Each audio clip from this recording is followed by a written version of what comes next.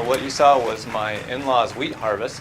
My wife grew up on that farm, and that was her dad, my father-in-law.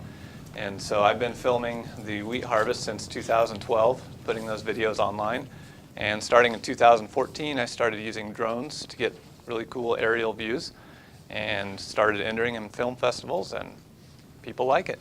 Can I buy 10 copies? It really brought me back to, that's what I grew up. I worked with the harvest, and my family did all that, and I was one of the wheat truck drivers. And awesome. It's changed over the years, but still. Better yet, you can go online, watch it for free, and send that to 10 people, and they can send it to 10 other people. Wow. So I use drones for just filmmaking, not really so much surveys, but I have done a little bit of commercial work with them. I guess my biggest project was called Rancher Farmer Fisherman, which premiered at Sundance Film Festival a year ago and showed on Discovery Channel last fall. So I was pretty blessed to be a part of that project. So, go ahead, George. Yeah, I have a question on the time-lapse scene that you shot. Yes. Was the drone hovering the whole time, or how did you do that? Yes, in the time-lapse scene, the drone was hovering the whole time, and it stays within, this kind of area right here, which when it's that far away, looks pretty much the same. So it tilts a little bit, but you can do stabilization in post-production. So that's what I did. Yes? I assume that when you began documenting the harvest, it was really for practical reasons, right? I mean, it would give you information.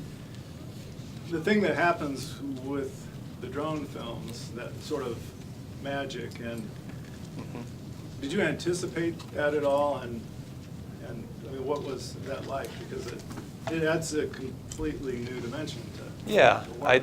I did anticipate it because I started making the films just for my father-in-law and just showing what harvest is like.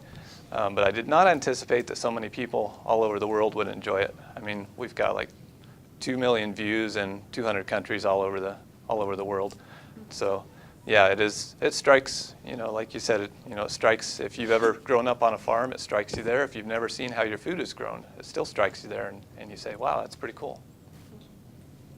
Did you have an image on a screen that you were watching as the drone was? Yes. When the drone is flying, it's up in the air, and I've got my screen in front of me with my controls, so I can see what the drone is seeing, so I can frame it up and get what I need in the shot. What was the drone that you were using? That's a Phantom 3 Pro. Right now I have a Phantom 4 Pro, one of the most popular lines. So, right there. There you go. I think we had a question back there.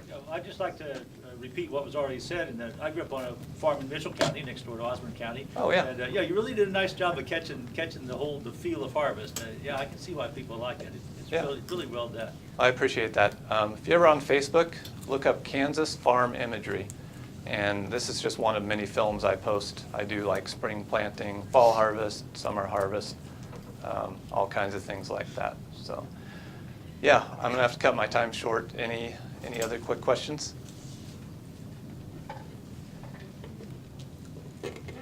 All right. Thank you. Yeah, thanks. Thanks so much for having me. David is a great guy. I'm sure he'll take care of you the rest of the time. And yeah, Kansas Farm Imagery, if you ever want to look that up. Thank you. Thank you. All right, so I'm David Burchfield. I don't want to do death by PowerPoint. I have some slides to kind of spur some discussion maybe, so feel free to ask questions along the way, and we'll try to have a discussion rather than just looking at slides. I'm a college professor, so this is like what I do, and I want to not to have this be a lecture. So, we can go forward a slide. So my background is in geography. I studied geography at Brigham Young University, and then I did a master's at Kansas State University in Manhattan, learning about geography. And my specialties within that, I forgot I have my clicker. I'm supposed to advance the slides. There we go.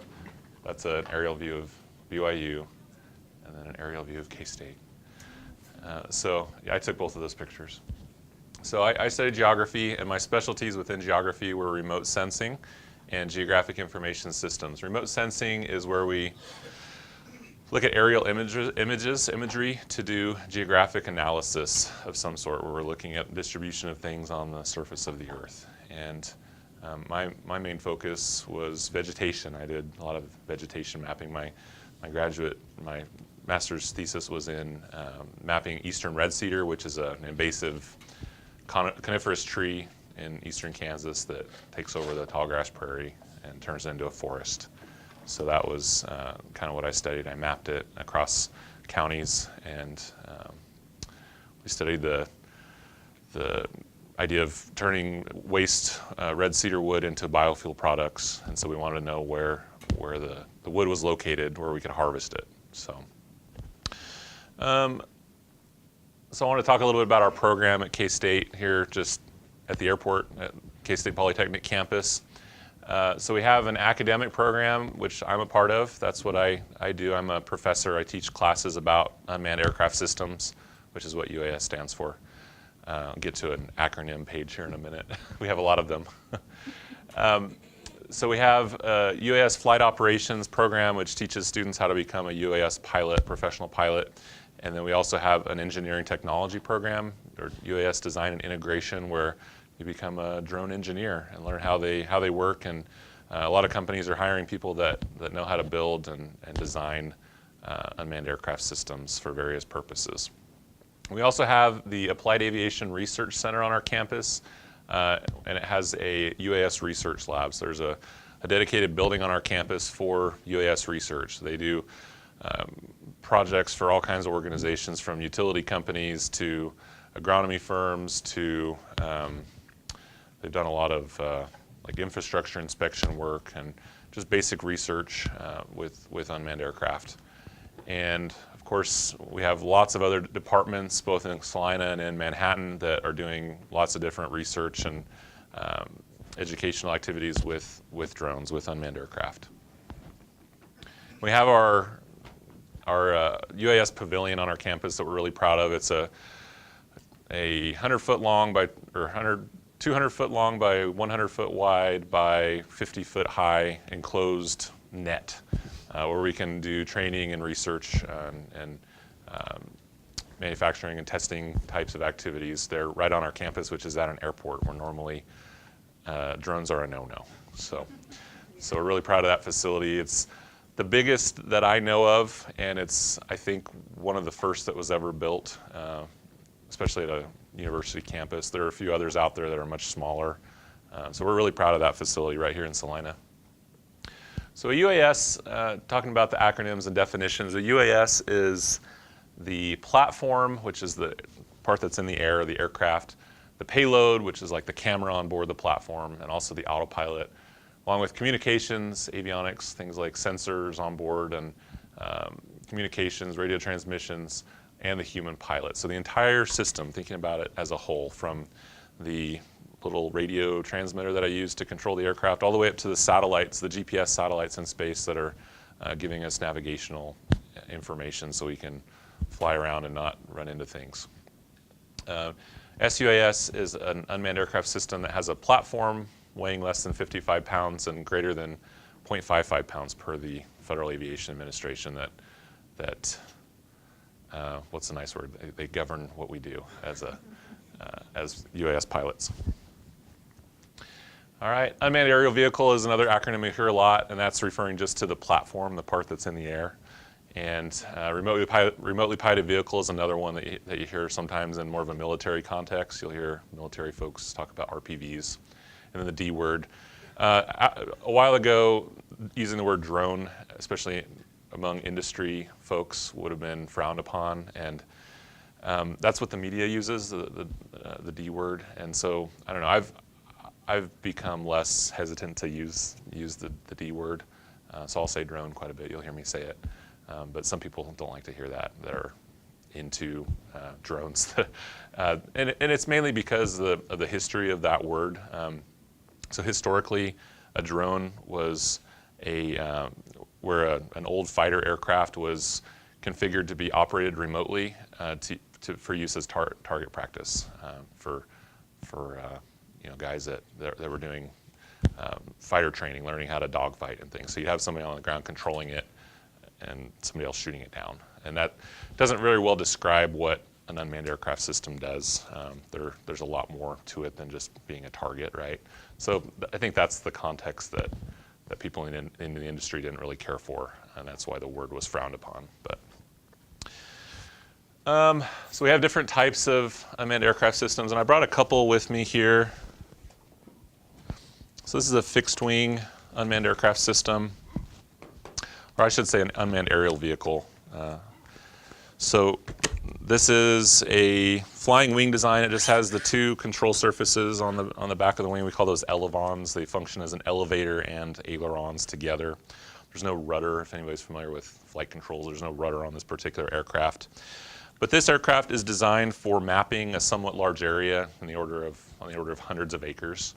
So you put a camera here in the payload bay and set that camera to trigger every few seconds on an intervalometer.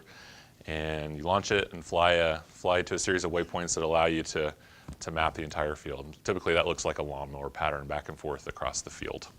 So that's what this guy is.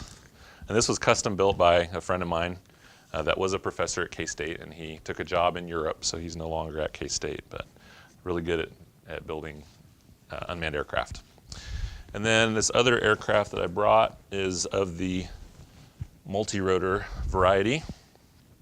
This is a Dji Inspire 2, same company that makes the one that Doug used for his film, but this is kind of the big brother, we'll say, of the one that he was talking about. So this is an aerial cinematography platform, and the Dji, the company that builds this, they make different gimbaled cameras. They're stabilized cameras that are made for aerial cinematography. And since I'm into mapping, like I said, I'm a geographer and I like remote sensing, and that mainly involves still images instead of video. So we mainly take still images for mapping. So I have this it's a multispectral camera system that's made for agricultural mapping and vegetation analysis. So I have it custom mounted on here. And so this is set up for aerial mapping with multispectral imagery, which is red, green, and blue imagery combined with near-infrared imagery that gives us more information about vegetation health and vegetation characteristics. So, any questions so far? I don't want to. Yes? How many students do you have in all of your programs? We've got a little under 100 right now. I want to say in the 80s or around 90. And are you at capacity? Oh, no. Not at all. We're looking to bring in more students. So, yeah. Yeah, and we have 3 professors that are full-time in our UAS program for the flight and operations side. We also have some engineering professors that dabble in UAS and teach some of those classes. And then we're about to hire a 4th full-time UAS professor.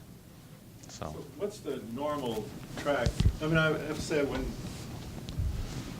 I learned that you're a geographer, it doesn't seem like you could go to from grad school to being a UAS professor. But I imagine because it's such a new thing that you're getting people from lots of different disciplines. So Right. what's the composition of your faculty right now in terms of where they're coming from? Right, that's a great question. I ask myself the same thing, like what does this career track look like, and it's still being formed, right? So one of our faculty is a former military UAS operator. He flew the Shadow and the Gray Eagle in the Marine Corps. And actually, the Gray Eagle I don't think is a Marine Corps. He trained people on the Gray Eagle after finishing in the military, but he has thousands of hours on military UAS flying over the horizon overseas and supporting combat operations in the Middle East and South Asia. So, and then our 3rd faculty right now, it has an aviation maintenance background. He worked for it was a regional subsidiary of Continental Airlines when they were still around, and he worked in their maintenance shop and decided along the way that he wanted to get into unmanned aircraft systems. So will it, I mean, as it grows, will it sort of become an interdisciplinary field in a way? Because I hope there's so. new applications. Yeah. So that's one thing we're finding is that there's applications for drones in just about any industry that you can think of. And so it's inherently a very interdisciplinary thing. And so I would expect to see, I don't know, a lot of reaching across the aisle, right, for lots of different things. So absolutely. Yes? Do you have enough history to track graduate employment? We do. So our program has been around since, our academic program has been around since, I believe, 2009 or 2010, well before I was here. And you know, of the people that I keep in touch with, and you know, the graduates that I know and keep in contact with, they all have jobs. If they're getting out and networking and you know, pounding pavement to find a job, they're finding a job very quickly, usually. Yeah, a lot of demand in the industry right now. Yes, sir. What sort of jobs are they getting?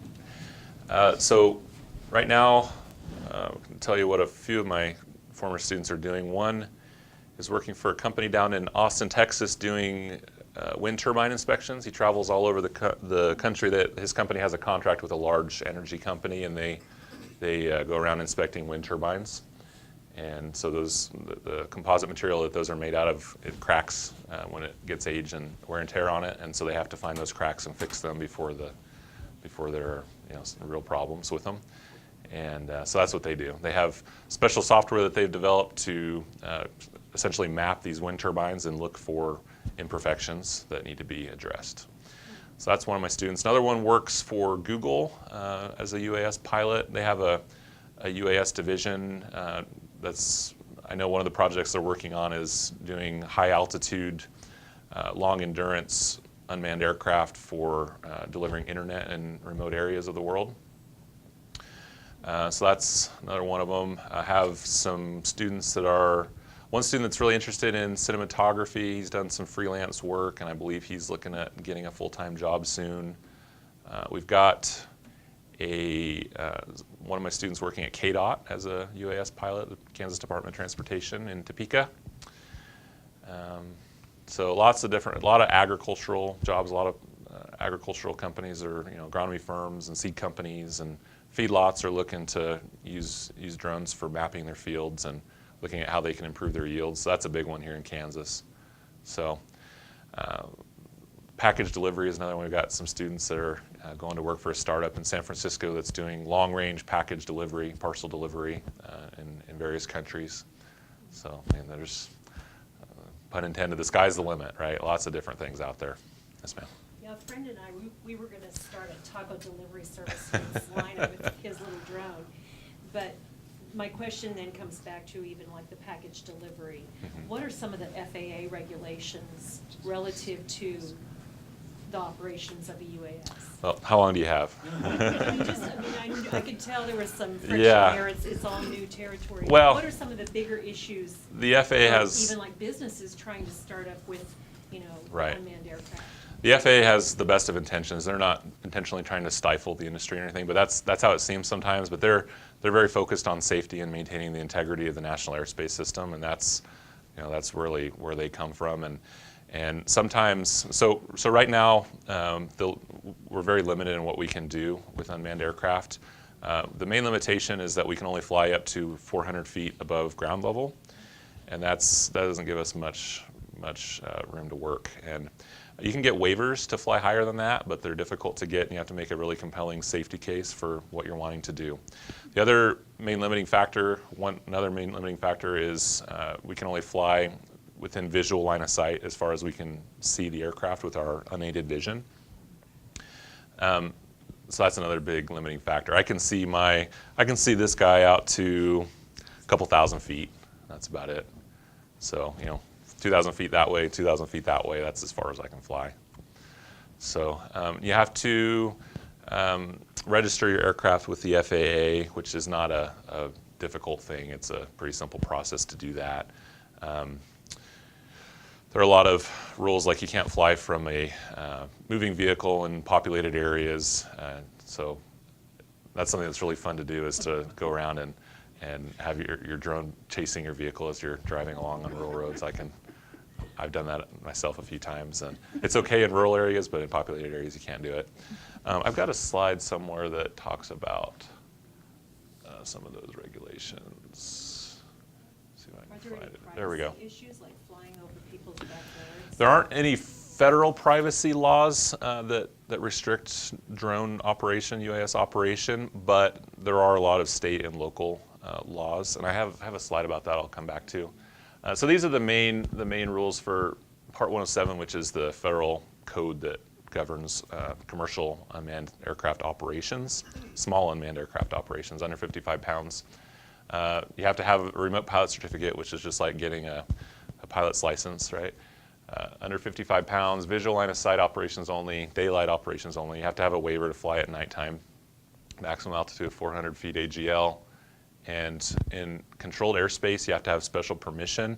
So like right here in Salina, we're in controlled airspace because we're close to the airport. And you have to get about 4 or 5 miles outside of town, or 4 or 5 miles away from the airport before you're out of that controlled airspace where you have to have special permission. So if you're out in rural Kansas, you can fly to your heart's content, but when you're in areas where there's more stuff to see and more, more people to sell UAS services to, that's where you have a little more trouble flying. You have to get permission to fly there. So like the folks who are, going to Walmart and buying the drone and going out in their backyard, how many of them are not law-abiding? Right, I mean, not following the rules. Yeah, I mean, Most of them, yeah. So there are kind of two sets of rules. One is the commercial rules, and that's what this is. If you're wanting to make money with drones, this is what you have to follow. There's also a hobbyist set of rules, and those are, I won't say they're not restricted by the FAA, but they're less restricted by the FAA. So like I can fly a drone at night under the hobby rules, and I can't under the commercial rules. This is strictly commercial. Mm-hmm. Yeah, and it's frustrating because the hobby rules are less restrictive in several cases than the commercial rules, which doesn't make any sense, but that's just how it's set up right now, and I think that's going to change soon. I saw in the news the other day that the FAA is wanting to come down on the hobby operators and make, restrict them a little bit more. So How difficult is it to get a remote pilot certificate? you take a $150 written test it's a computerized test. You have to study for it, of course. But if you get 70% or better, you get a license in the mail in a few weeks. Yeah. So it's much like when you go to get your private pilot's license in a manned aircraft, you have to take a written test as well. It's much like that. Not quite as comprehensive, but very similar to that. Just without all the flight stuff that you have to do normally for a private pilot's license. So you don't have to demonstrate the ability to manipulate? No. You just have to demonstrate knowledge of the rules. Yeah.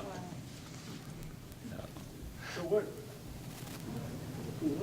is the capacity of some of these aircraft? I mean, if we didn't have to worry about the 400 feet, like what kind of altitudes can they reach? What kind of range? Well, yeah, let me get back to the, where is my, there we go. That's the Global Hawk. This thing flies at 60,000 feet and flies almost 400 miles an hour, 32,000 pounds, can stay up for 32 hours. So this is the top end of the capacity for sure. No, you're not going to get that at Walmart. Yeah. And Kirk Carraway, he's the director of our UAS research lab. He used to work at the one of the units in the Air Force that operates these. So. And then this is the other end of the spectrum. This is the Dji Spark. It weighs 0.7 pounds. It can fly 31 miles an hour for 16 minutes and costs $500. Does that have a camera? It does, yes. Yeah. George is shopping here. What's the capabilities of a near-infrared camera? Again, how long do we have? So that's kind of my thing. So this, like I said, this camera is set up. It's set up to do what we call color infrared or multispectral mapping, and near infrared light is strongly reflected by healthy vegetation, and you can use that in tandem with some of the visible light, the red, green, and blue light, to produce what we call vegetation indices that give you a picture of the health of vegetation. So you can tell where a crop is healthy and where it's less healthy or unhealthy. I have Again, I have, if I can remember my order of my slides here, I have slides that kind of show some pictures of that.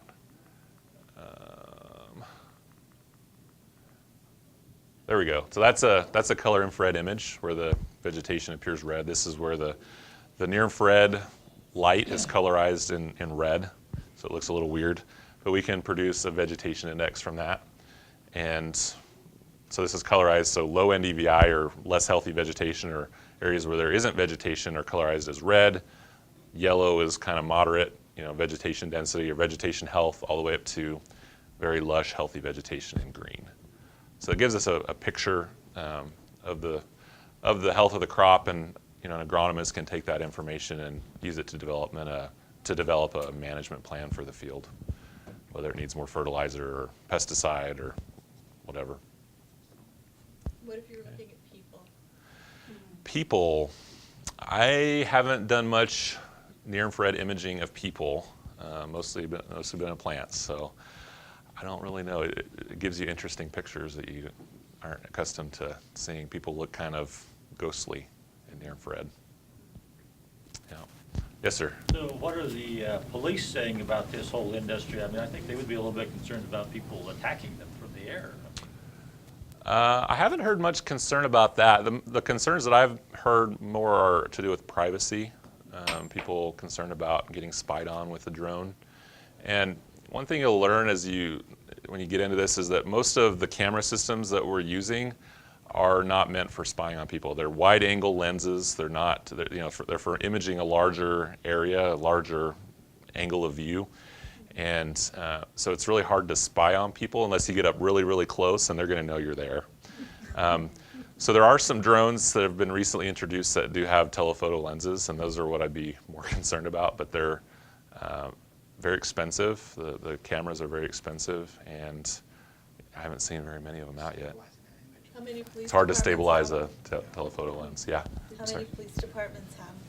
A lot, yeah. We're actually doing a law enforcement UAS class, professional education and outreach class on our campus this week. So we have people from police departments all over the place coming in to get trained on how to use UAS for law enforcement applications. Are any of those weaponized?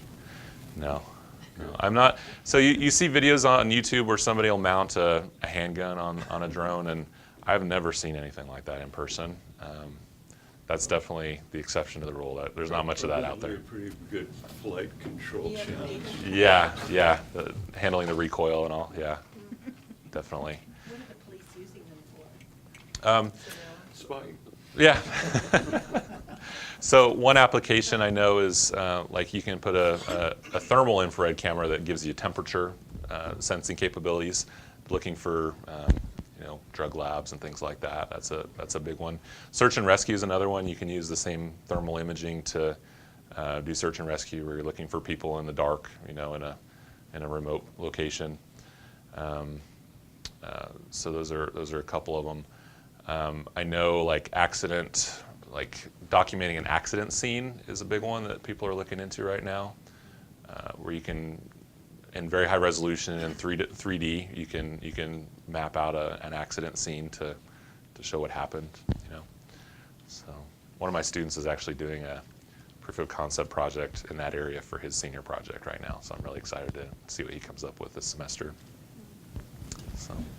What about other instrumentation like gravitometers or X-ray and stuff like that? I haven't heard much about that. Yeah, I've never seen an X-ray sensor put on a drone. I don't know anything about that. Sorry. Was this a composite from the fixed wing, or was this a single image from the drone? This is a single image this is actually from a manned aircraft, believe it or not. So yeah, this was taken with a color infrared camera on a manned aircraft. Higher than you could fly with a drone. Yeah, this is I don't think that's a full quarter, but it's at least like an 80-acre field, I'd say. So how high can you fly with the drone? Well, 400 feet legally. These DJI aircraft have a software limitation that only lets you go up to 500 meters, which is about 1,600 feet. But there's a way around that. You can turn that off and you can fly much higher. So does the software compensate? Let's say you take a picture of this field under full sun. Mm-hmm. Say it's around noon. But then when you're back there to do a follow-up, it's a partly cloudy day. And so there's shadows cast on it, and maybe it's, say, 3 o'clock. Mm-hmm. So the shadows are different. Does it compensate for that, or do you have to take it the same lighting conditions? Yeah. So there's a big area of remote sensing called atmospheric correction, and we could talk about that at length. But the short answer is the software can compensate for it if you set it up correctly. But otherwise, it's very challenging. It seems like a very data-intensive kind of procedure. Yes. Yeah. Yeah. You're going to get different information on a sunny day versus a cloudy day, and the challenge is lining them up so they're comparable, and that's difficult. Is Yes, that ma'am. the kind of stuff you teach? It is. Yeah. Of, how to get the best images? Yes, yep. So I teach several classes, and my 2 favorite ones to teach are the ones where I teach remote sensing and about geographic information systems, which is how you manage the data that you gather, how you turn the data into maps and other kinds of information. And so those are, I teach a class where we go out and acquire data, acquire aerial imagery, and then learn how to process it into an information product. We emphasize the data to information conversion process. It doesn't matter if you go out and collect beautiful imagery if you don't know how to turn it into information for a client, right? So that's what I train the students in, is how to navigate that process. So I'm hearing a lot of talk about photography. Uh-huh. Are there other applications that don't use cameras for the UAS? Yeah, so there's a few. There's like the package delivery stuff. I've got another slide about that. It's like you guys are reading my mind. Let's see. So the three things that UAS are kind of made for when you think about them in comparison with manned aircraft or piloted aircraft. We talk about the 3 Ds: dull, dirty, and dangerous. So dull is like aerial mapping, where it is boring if you're the pilot in the airplane having to do it all day. Dirty, things like agricultural chemical application, where you're sitting in basically a vat of chemicals all day, and a lot of these ag pilots get cancer and other diseases when they spend years of their lives doing it. And then dangerous, things like military surveillance, where you could get shot down potentially. So there definitely are these. So chemical application, I'd say, is one that fits what you're asking about. Things like the package delivery, where you're autonomously delivering a package into maybe a war zone or somewhere where you wouldn't want to go with a manned aircraft. So yeah, there are definitely a lot of those, and there are a lot of applications where you're using sensors, but you're not necessarily recording data, like the search and rescue thing. You're up flying around looking for something, but you're not necessarily going to use that for mapping or something like that. So I would say that kind of fits maybe in with what you're saying. I wondered if they can check precipitation, or I didn't know if there's anything. One that I've heard of with weather, one application is, I know the National Oceanic and Atmospheric Administration, NOAA, has done studies where they've flown UAS through hurricanes and things like that, in hazardous weather situations where you might not want to have a pilot necessarily. Although they do fly the weather, the hurricane hunter missions in pretty gnarly conditions, I know. So, all right. In the film, it talked about AI loosely. Is AI a part of the mix? It is. Now? Yeah. Do you have concerns about that? No. So the AI that we use all the time is just like where the software will plan out a mission for us based on certain parameters, and then the aircraft will autonomously fly the mission, right? You tell it to go, it'll take off by itself, it'll go fly the mission, fly to all the waypoints, then come back and land right where it took off from. And you're really monitoring the system, you're not controlling it. You set it up, but you're letting it do its own thing by itself. So, and that's, I know AI is getting more and more sophisticated, but I don't know, in my world, it's not something I'm worried about. It's something that makes my life easier.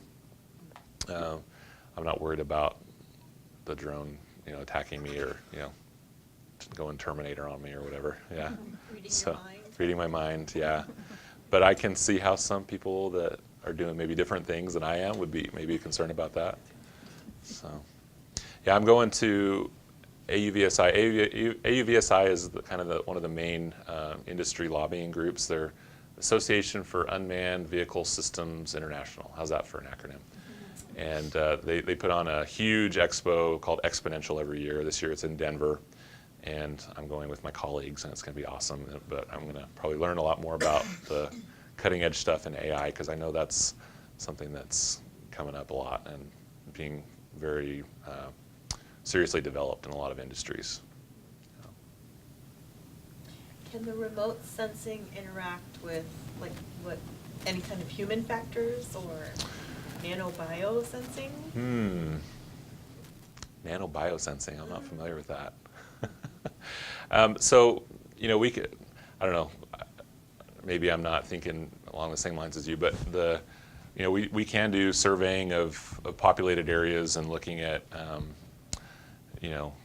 population density and various, lots of different things that are related to people.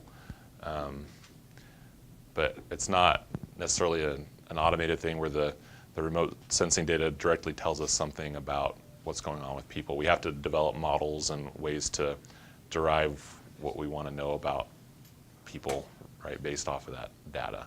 And usually it's not just remotely sensed data that we're looking at. We're looking at other sources of information too that are ground-based or survey-based or whatever. So. Does it just kind of pick up things though?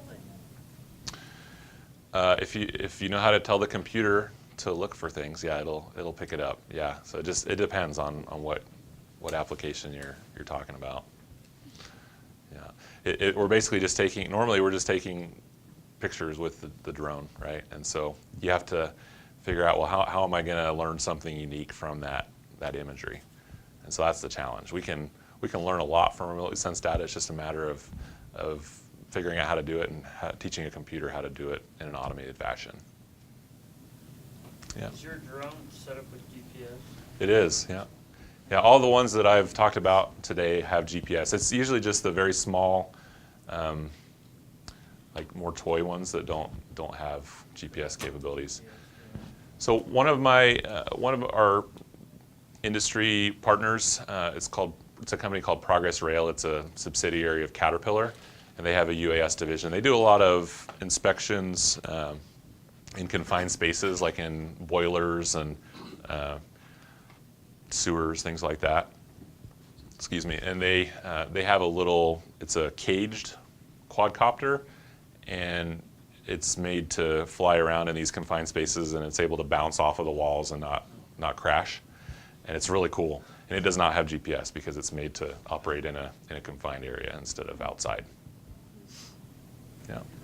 Yeah, I was just going to ask that about going into caves and Yeah. kind of figuring out that stuff. This would be the drone for that. Yeah, Yeah, it would be awesome.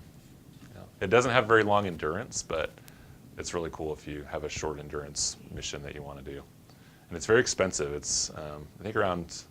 He told me it was about $25,000 for the whole setup, which is pretty expensive. Yes. Could you show us your slides so we can get the overview too? Sure. You've been asking great questions. So I can just skip through the ones that we've already kind of talked about. So I wanted to talk about what is remote sensing, and so UAS are mainly used for remote sensing to this point, and we have some other applications we've talked about. But remote sensing, the applications involve aerial imaging, like we've talked about, placing a remote sensor somewhere that we wouldn't be able to get to otherwise, like talking about the search and rescue operations and aerial cinematography, things like that. Aerial inspections, we talked about the wind turbines, and then surveillance. Package delivery, entertainment. Does anybody remember the Super Bowl from, I think, 2 years ago? They had a drone light show that Intel put on. That was kind of neat. I have a slide about that later on too. And then weapons deployment, of course. So remote sensing is the art and science of obtaining information about things without being in direct physical contact with them. And we do that usually through collection of aerial images, and gives us a much better alternative to collecting data on the ground, in situ we call it. All right, so some examples of sensors. This is Landsat. This is a very expensive satellite. It's about $1 billion satellite that's in orbit. And this thing collects imagery, beautiful, gorgeous imagery, wonderful to work with, multispectral. It has near-infrared capabilities and several other bands as well, different parts of the spectrum that it can sense. But the problem with it is it only passes over every 16 days. And the other problem is that each pixel measures 30 meters by 30 meters. So the resolution is very coarse compared to what we can get with an unmanned aircraft system. And this is flashback to my grad school days. I was tasked with flying some aerial photography missions with a K-State aircraft with this big clunky aerial camera on board. And this was better in terms of resolution, but had its issues too. The computer system was old and just wasn't much fun to work with. But it gave us some great imagery. And so unmanned aircraft give us the ability to collect very high resolution. We can capture imagery as often as the weather cooperates.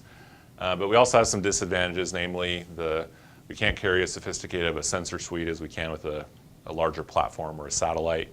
And we can't cover very large areas with a small unmanned aircraft system.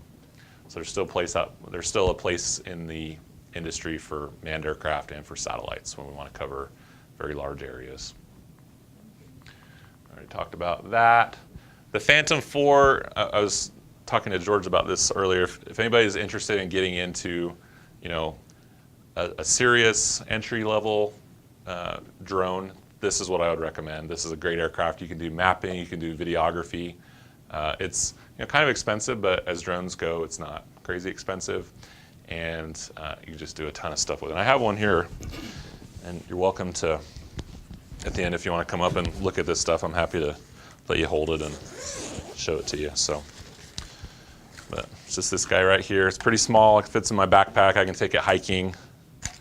And it has this little gimbaled camera on board that stabilizes itself. So it's a quadcopter. Yeah. And Does that shoot in a raw mode? this well, stills, yes, but not video. Stills. Yeah, it'll give you DNGs. Does it do 16-bit? Yes, I think the DNGs are 14-bit. Okay, folks, that's all you need to make a nice 20 by 30. It's 20 megapixels. Yeah. At 16-bit raw, you're cool. Yeah. So this is, on the order of 15. It might have come down a little bit since I made this, but roughly $1,500. And when you go to the Inspire, you're looking at $3,000 for just the aircraft, and then you get the camera, and you get into $5,000–6,000. So it's a lot of money. Is there a gyro stabilizing the camera itself? Yes. Yeah. The camera stays level all the time based on the IMU, the inertial measurement unit on board, the gyros and magnetometer and accelerometers. So, yep, some great capabilities. We talked about some of the regs. So these are the hobby rules. Can only fly for recreational use. We have to fly or operate in accordance with a community-based set of safety guidelines. So there's some hobby organizations out there. The main one that I'm familiar with is called the Academy of Model Aeronautics, AMA, and they a great organization that's mainly geared toward radio-controlled aircraft enthusiasts, model RC modelers, and so you have to follow their rules if you're going to fly as a hobbyist. It's way under 55 pounds. You have to give way to manned aircraft, which is also a rule for the commercial rules. And you can't fly within 5 miles of an airport without giving notice to the airport manager. And if there's an air traffic control tower at the airport, you have to let them know as well. So those are the rules for if you're flying recreationally. Now, what about that bottom one? Operator must register? Yes, yeah, and that was one I had crossed it out because there was a lawsuit that made it so we didn't have to register anymore. That got overturned, and then it got overturned again. So now we do have to register again. Is that online? Yeah, you pay $5 to the FAA, and you get a number, and you have to stick the number on your aircraft. Yeah. What's the penalty for failure to register? Oh, a severe fine of some sort. I don't know how much it is. Yeah, they're not going to lock you up or anything. They just make you pay a lot of money. Oops. All right. So privacy concerns is something a lot of people ask me about. The FAA maintains that it has authority over all airspace to the ground, so you don't actually own the airspace above your home, believe it or not. So under federal law, it's technically legal to fly a UAS over private property. So you don't, property owners don't control their airspace, the airspace over their home. So we haven't really heard anything from the federal government about privacy in terms of UAS. And I like this. This is like a screenshot I took from YouTube.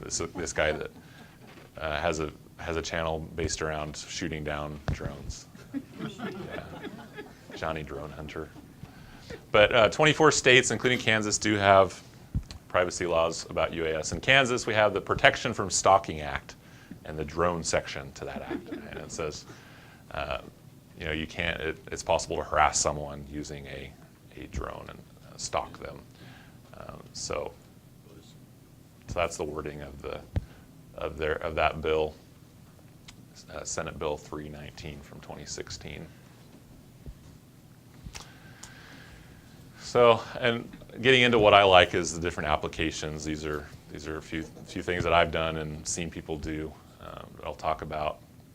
So one thing we do is called structure from motion photogrammetry, and this is how we do mapping, or how we can do mapping with unmanned aircraft systems. So we can take raw aerial images. Each of these dots, the red dots, represent the location of a single image that was recorded with the drone. Actually, this was done with a Phantom 4 at my parents' farm out by Goodland, Kansas.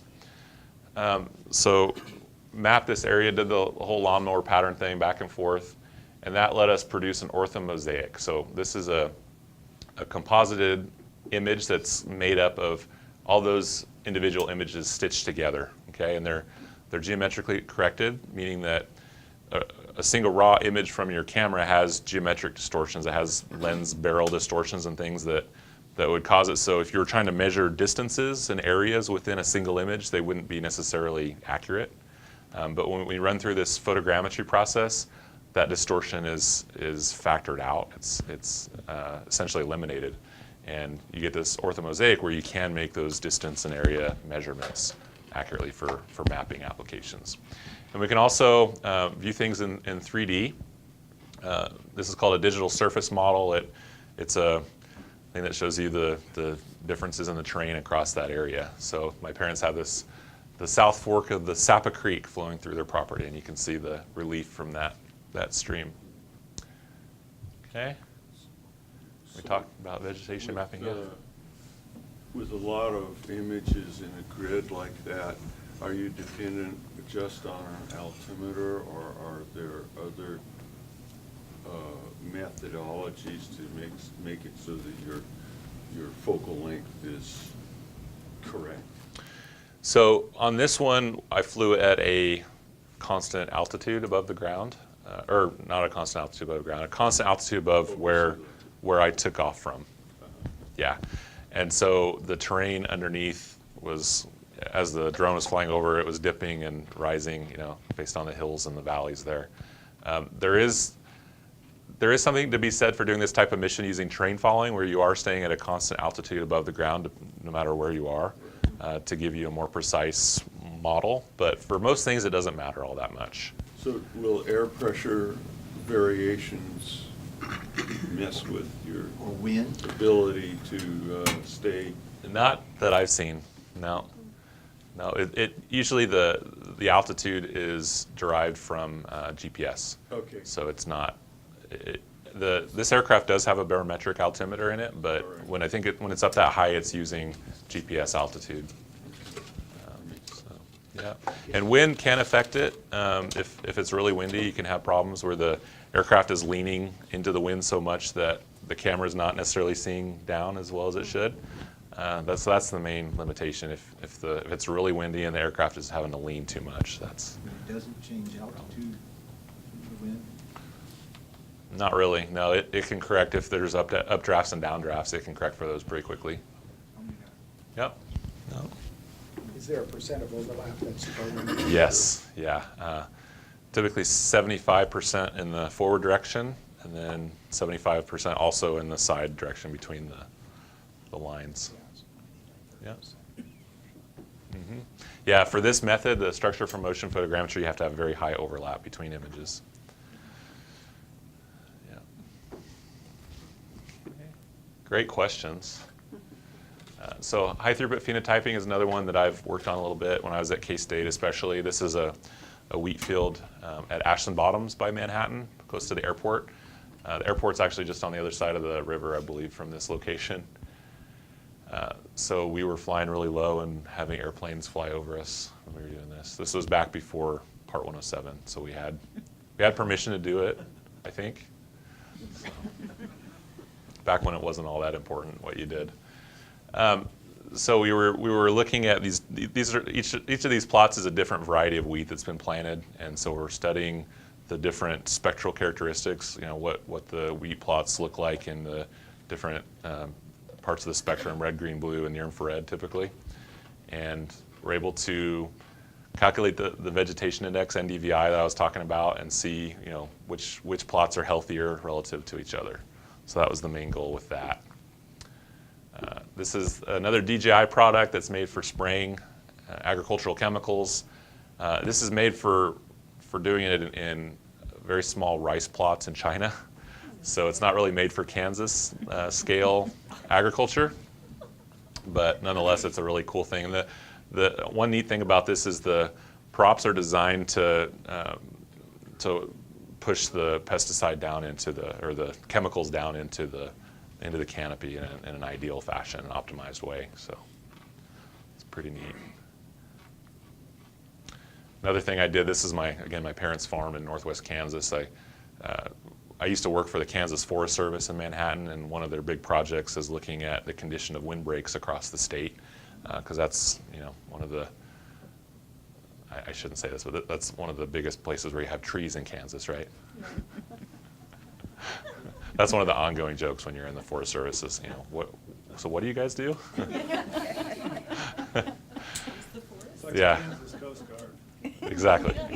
Well, believe it or not, there are a lot of trees in Kansas, but when you get out to northwest Kansas, most of the trees are in windbreaks, and a lot of those windbreaks are aging. They were planted back in the 30s or whenever, and they're deteriorating. So this is a good way to very rapidly assess windbreak condition. We can identify the dead trees and focus efforts in replanting, things like that. Is most of that hedge? Most of this is eastern red cedar, and we've got some deciduous stuff here. A lot of it, I think, is Siberian elm, and so fast-growing trees that don't live terribly long, and they'll eventually die and fall over.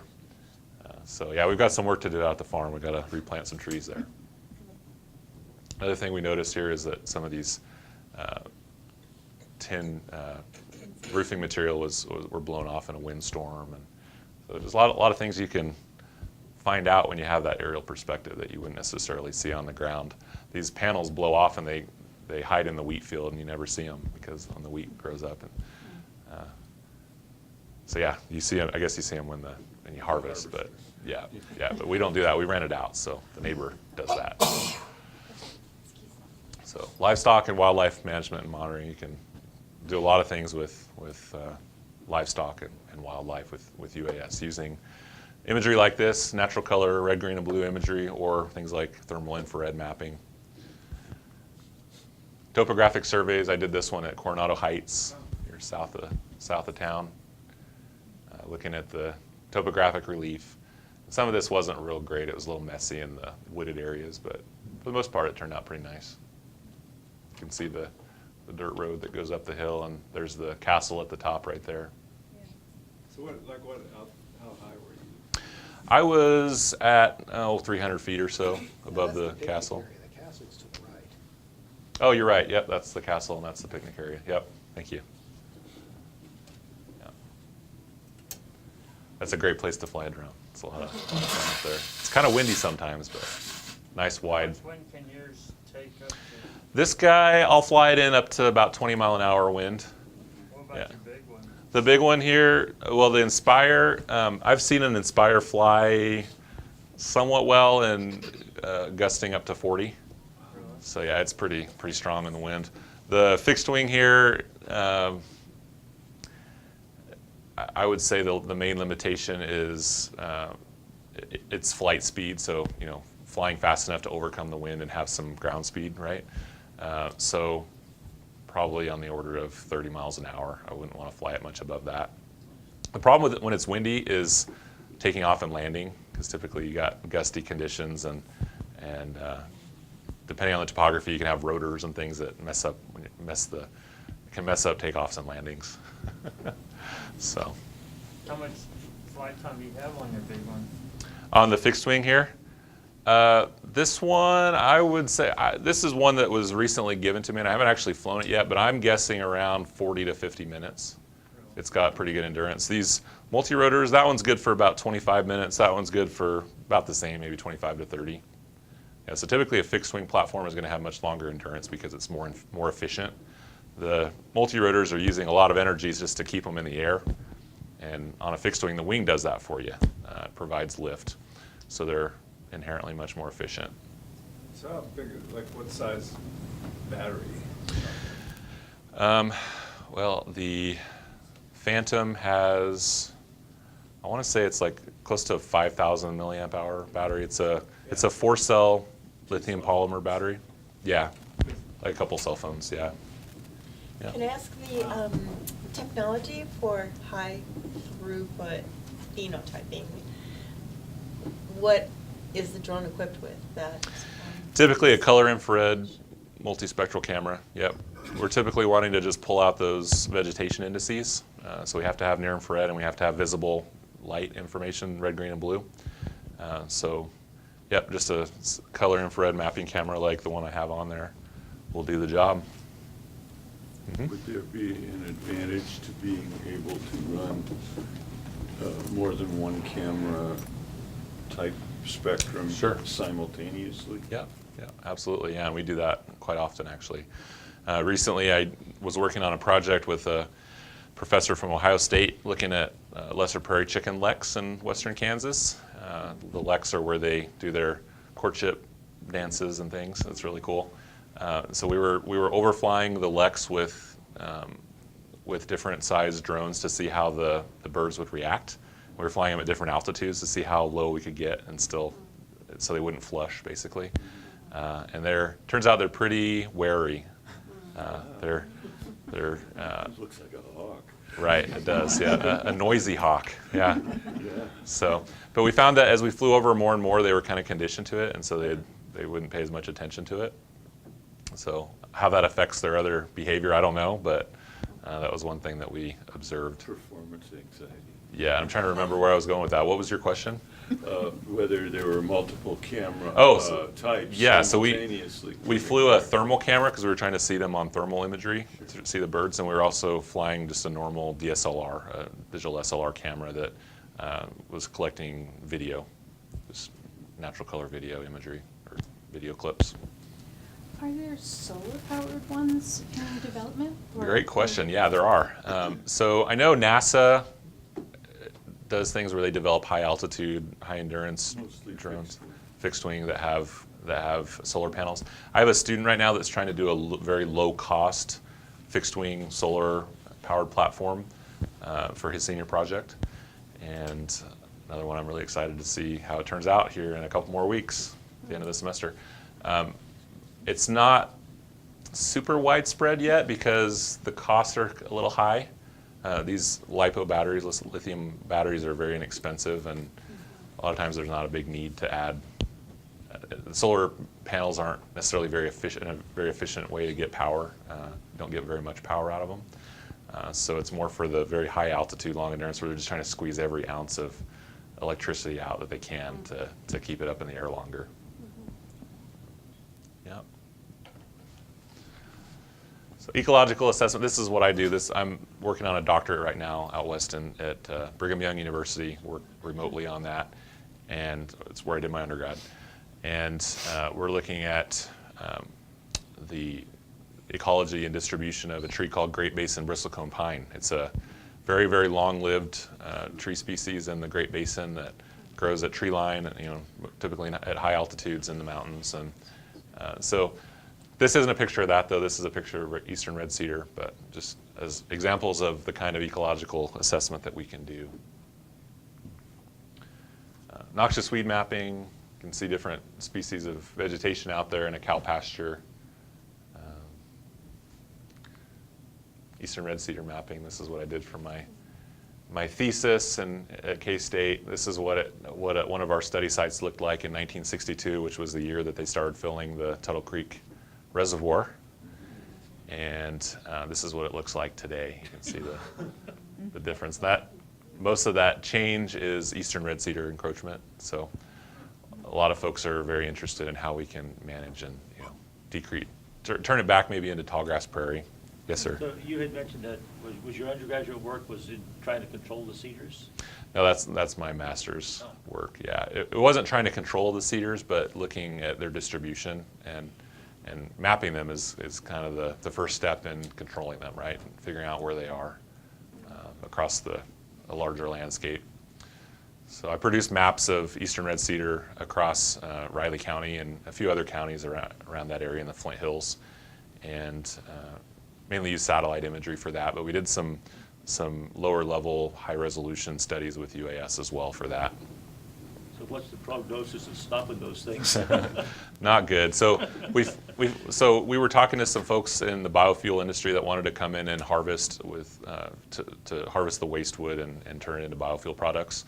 And what we found was that there wasn't as much volume of it on the landscape as was thought. There's a lot of individual trees, but they're not typically very large trees, and they're not necessarily enough to support a viable biofuel industry, right? So there's not enough of a threshold there to bring in make a new industry.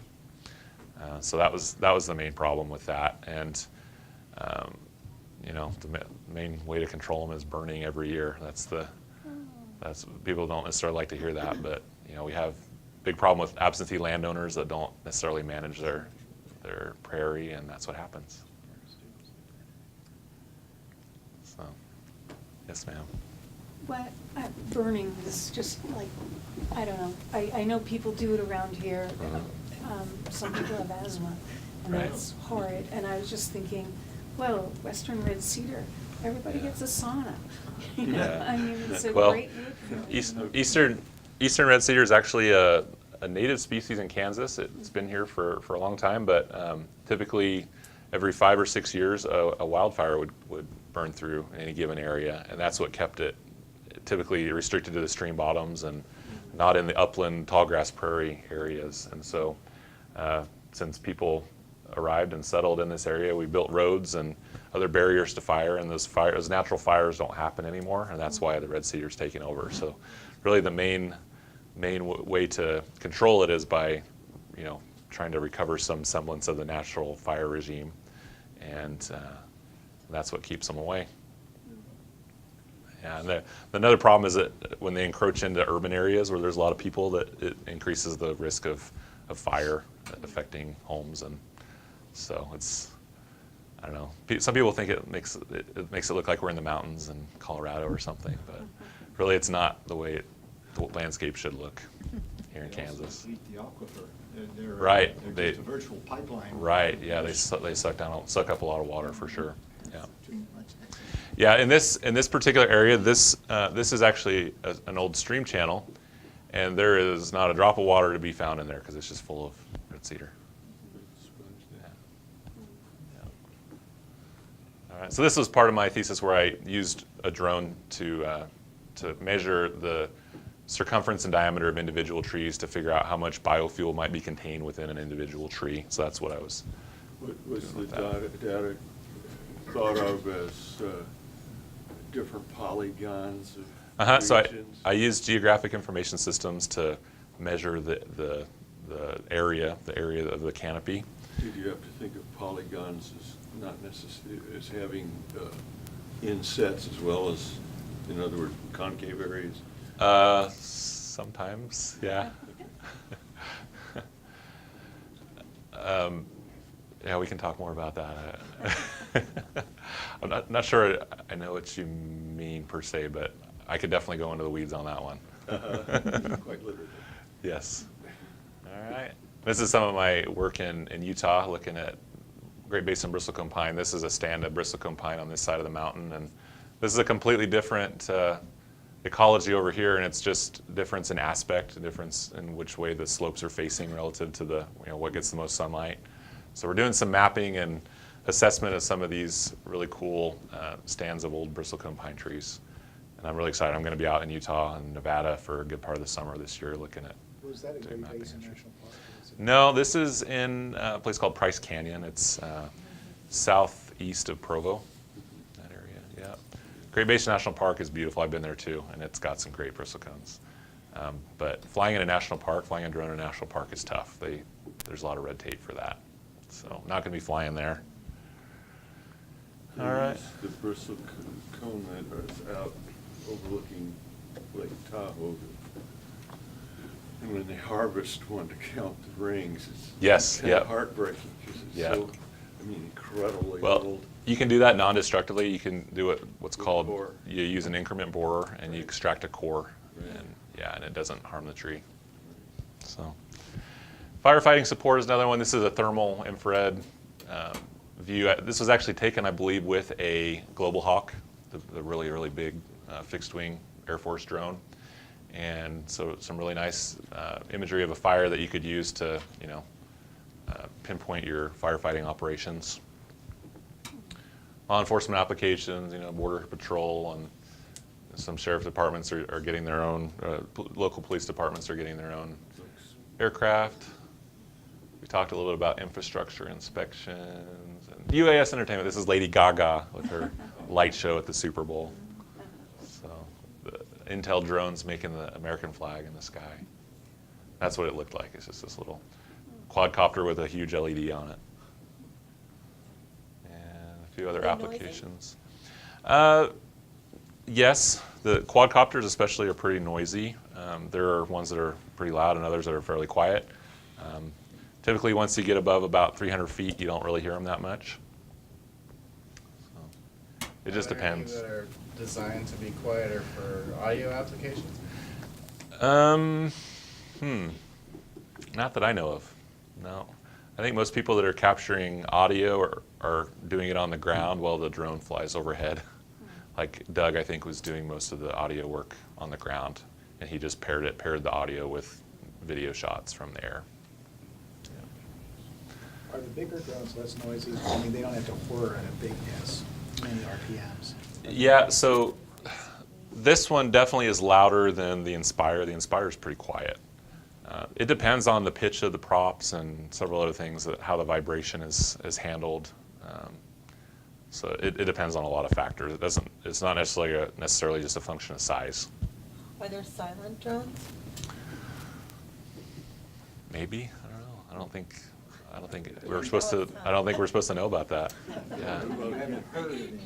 Yeah, I haven't heard of any. There you go. All right. So just a couple other. One would assume that you could glider the thermals Yeah. and such, so you should be able to get good quality. Sure. And so a couple other things that we've touched on actually. Cemetery mapping is one that I'm really excited about. So we can get out to these little pioneer cemeteries that are rotting away and not being maintained, and map them and create, using the aerial imagery and some ground surveys, we can create a GIS, a map product of a cemetery to preserve it. And so I'm really excited about that. One of my students is doing that for his senior project, and it's definitely something that I want to expand as a personal project in the future. Any chance of things like ground penetrating radar and such things? I've had people ask about that. I haven't heard anything about it with UAS, but I'm sure somebody's working on it. Yeah, I just haven't heard about it myself. So I think that's about all I have. So. One more question. Sure, absolutely. I'm here all night if you have more questions. So. In say 10 years or 15 years, is the drone going to be a part of most people's or a lot of people's toolkit the way? I mean, I'm trained as an art historian, but I have to use a lot of other computers and. But I mean, is this going to become? Because it seems that the potential for application is limitless, and that just as many folks 30, 40 years ago thought they would never have to worry about learning how to use a computer. I wonder Here we if are. that's going to happen Yeah. with these. I don't know. I think if Amazon has its way and it can deliver packages, you know, with UAS, I think we'll see UAS as part of our daily lives. I don't know if people will necessarily be operating them. I think autonomy is going to continue to increase, and it'll be more a person far away monitoring the system rather than flying it manually like we do a lot now. But I think as that autonomy increases, there's going to be less of a need for a pilot and more of a need for someone to monitor the system, and, you know, fewer people overall. So It might even work like on a subscription basis. I mean, you just got it yeah, out. yeah. Amazon Prime Instant, yeah, it will be paying for quick delivery, yeah, on a subscription basis for sure. Yeah. If you observe a drone spying on you, with, let's say, you know, really advanced applications that not just any hobbyist would have, is there a record of time, place to identify who, what, where, why? Look, you don't have to follow. With the flight FAA? path. No, there's not publicly available information. So But government-wise, I mean, I. can anyone ever track it? Let's say you have somebody going rogue. Mhm. Is it recorded, and how long is it? So these aircraft definitely, they record where they've flown and what altitude and everything, but that information is, I don't know if it's kept locally or if the company does actually collect it. I kind of doubt that they collect it, but it's possible that they do. So, you know, the company might maintain a record of that. FAA? The FAA does not, Or no. DARPA? No, not that I know of. So you don't have to file flight, So there's like no accountability? pretty much. Pretty much right now, that's the way it is, yeah. Even if Robert Mueller wanted to look into it, he could? Not that I know of. He might play by different rules. So, one thing I'll tell you, one pretty high-profile story that was happened recently was one of these. I think it was a Phantom 4 collided with an Army helicopter. I want to say a Black Hawk in New Jersey. I think it was New Jersey, and they collided, and parts of the drone went into the main rotor shaft, and so they immediately landed and, you know, found pieces of the aircraft all over the place, pieces of the drone, and they were able to find the owner, and, you know, they confiscated his equipment, and they were able to, you know, do a comprehensive analysis of what had happened based on the flight data that he had on his tablet or on his system that he was using. So, I mean, it is possible, but there's not, like, you know, publicly available flight records or anything out there. You kind of have to have the local hardware to be able to see that information.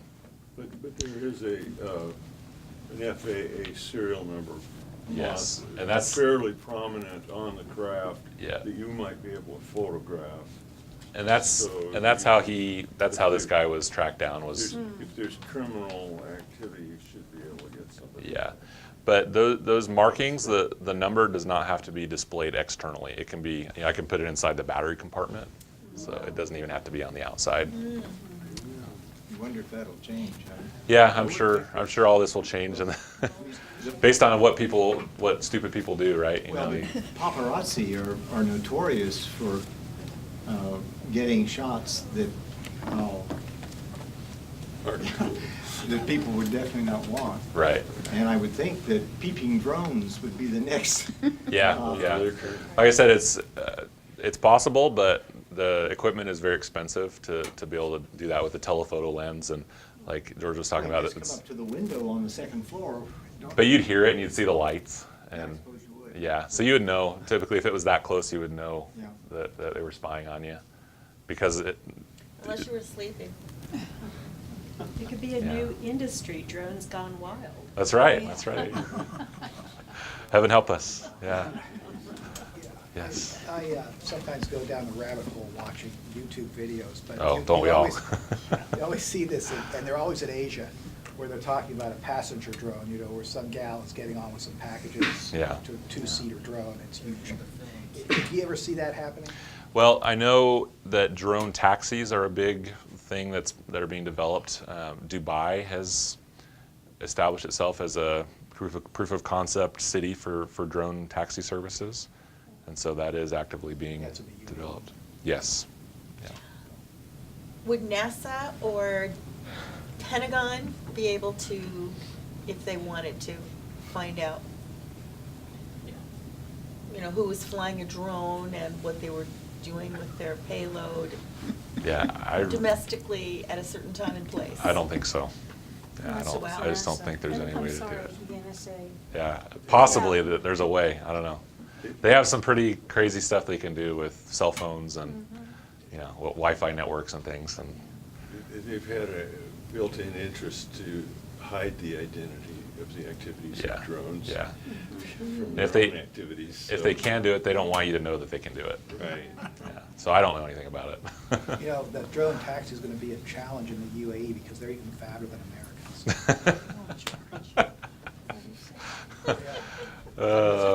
It'll have to be. Yeah. It won't be able to be a small UAS at that point, right? It'll be a large UAS. Any other questions? All right, well, I really appreciate your questions and comments, and had a great time. And thanks so much for the invitation.